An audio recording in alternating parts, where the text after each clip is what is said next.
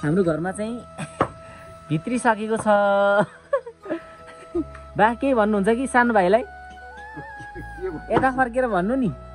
सानो भाइले राम्रोसित फेरि हामीले चाहिँ नै चाड मान्योस् भन्ने त्यसमा मलाई मन लागेको छ। मन लागेको छ। अनि आमा सानो भाइलाई के भन्ने कि?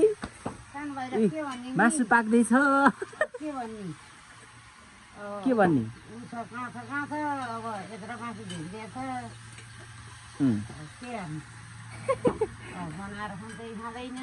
खाइहाल्छ नि बुढी माउ बनाएर। खाँदैन त बनाएर अब ल्या फेरि अरू रुन लगाएपछि चाहिँ यही ज्या हुन्छ क्या। अनि ल लाउँदैन त यत्रो दसैँ आयो यत्रो मासु भेटिएछ के ले अब के भन्ने सानो भाइलाई? विदेशमा छ। कता खाडी मुलुक भने त अब उहाँ जापानमा हो, जापानमा।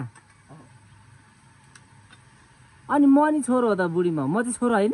हो नै, दुई भाइ छोरा दुईपट्टि राखेर बस्न पाए आउनु भने बस्न पाइँदै पाइँदैन। ल अब यस्तै हुन्छ त। अनि दुई भाइ छोरा राखेर बानी गर्न पाए। ल रुनु हुँदैन बुढीमा। अब आगोमा त भाइ आइहाल्छ नि फेरि। आगोमा फेरि रमाइलो गरेर मान्नुपर्छ। रोएर हुन्छ त बुढीमा।